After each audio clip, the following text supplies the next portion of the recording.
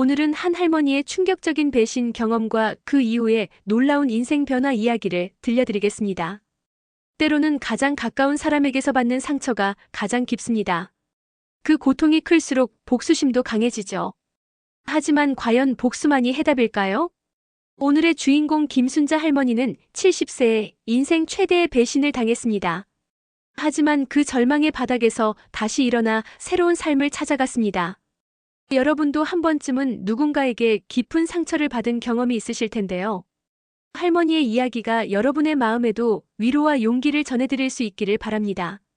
구독과 좋아요는 저에게 큰 힘이 됩니다. 김순자 할머니 70세는 평생을 자식들을 위해 희생하며 살아온 평범한 어머니였다.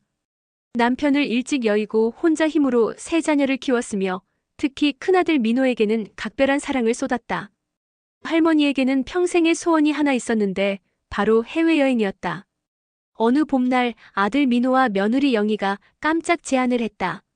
어머니, 미국 효도 여행 보내드릴게요. 할머니는 설레는 마음으로 새우까지 장만하고 인천공항에 도착했다. 아들 내외와 함께 체크인을 마치고 출국장으로 향한 후 그들은 화장실 다녀올게요라며 할머니를 홀로 남겨두고 사라져버렸다. 10분, 1시간, 3시간이 지나도 돌아오지 않았다. 핸드폰은 꺼져 있었고 첫날 밤을 공항 의자에서 보낸 할머니는 이틀째가 되어서야 끔찍한 현실을 깨달았다. 내가 내 자식에게 버림받은 건가? 공항 직원의 도움으로 한국에 돌아온 할머니의 마음에는 분노와 배신감이 끌어올랐다. 처절한 복수의 시작. 할머니는 호적에서 아들의 이름을 지우려 했지만 법적으로 불가능했다. 대신 다른 방법을 택했다. 아들이 다니는 대기업 본사 앞에서 1인 시위를 시작한 것이다. 미국 공항에 엄마를 고려장시킨 불효자식 김민호를 고발합니다.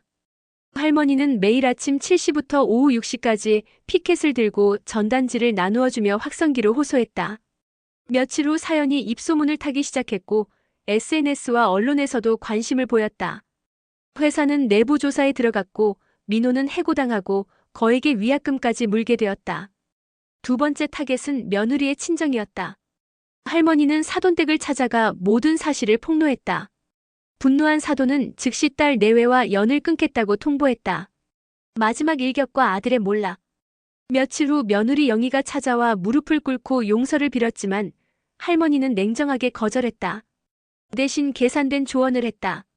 민호 몰래 그의 통장에 있는 돈 다 빼서 멀리 도망가. 이게 내가 받을 수 있는 마지막 호의야. 며느리는 할머니의 조언을 따랐고 아들 몰래 돈을 모두 빼서 사라졌다. 회사에서 해고당하고 아내마저 돈을 가지고 떠난 민호는 집도 잃고 갈 곳이 없어졌다. 어느 겨울날 저녁 남루한 차림에 수척해진 아들이 할머니 집 문 앞에서 무릎을 꿇고 애원했다. 엄마 용서해주세요. 도와주세요. 할머니의 마음이 잠시 흔들렸지만 공항에서의 절망을 떠올리며 마음을 굳게 먹었다. 엄마 인생에서 넌 이미 지워졌다. 쾅! 문이 닫혔다. 복수심의 전환점. 그런 어느 날 충격적인 소식이 들려왔다. 며느리가 동남아시아의 나쁜 조직에 팔려 비참한 일을 당하고 있다는 것이었다. 아무리 미운 며느리였어도 그런 끔찍한 일을 당할 줄은 몰랐던 할머니는 큰 충격을 받았다. 내가 영희한테 그런 조언을 한 게 잘못이었나? 과연 이게 복수라고 할 수 있나? 할머니는 자문하기 시작했다. 이대로 가다간 모두가 불행해질 뿐 아닐까? 새로운 삶의 발견. 많은 시간이 흘러 할머니는 복수심에 사로잡혀 살았던 자신을 돌아보기 시작했다. 아들에 대한 미움과 원망에 매몰되어 소중한 것들을 놓치고 살았다는 것을 깨달았다. 할머니는 결심했다. 이제 그만하자. 더 이상 과거에 얽매이지 말고 새로운 삶을 살아보자. 오랫동안 손에서 놓았던 독서, 등산, 뜨개질을 다시 시작했고 마을 노인정에서 봉사활동도 시작했다. 70세의 기타와 영어 공부에도 도전했다. 지역 커뮤니티 활동에도 적극 참여하며 독거노인들을 위한 반찬 나누기, 환경보호 캠페인, 청소년 멘토링 등을 했다. 바쁘게 살다 보니 아들 생각을 할 시간도 줄어들었고 할머니는 자신이 행복해지고 있다는 것을 느꼈다. 자유로워진 마음. 시간이 더 흘러 할머니는 웃음과 미소가 가득한 황금빛 노년을 보내고 있다. 아직도 가끔 길에서 아들을 보지만 예전처럼 분노가 치밀어 오르지는 않는다. 연민도 미움도 아닌 담담한 마음으로 바라볼 수 있게 되었다. 할머니는 아직 아들을 용서하지 못했고 그 상처는 여전히 마음 깊은 곳에 남아있다. 하지만 이제는 그 상처가 자신의 행복을 방해하지 못하게 되었다. 아들이 저를 버렸지만 인생이 절 버린 건 아니에요. 제 행복은 아들과의 관계에 달린 게 아니라 제 자신에게 달린 거더라고요.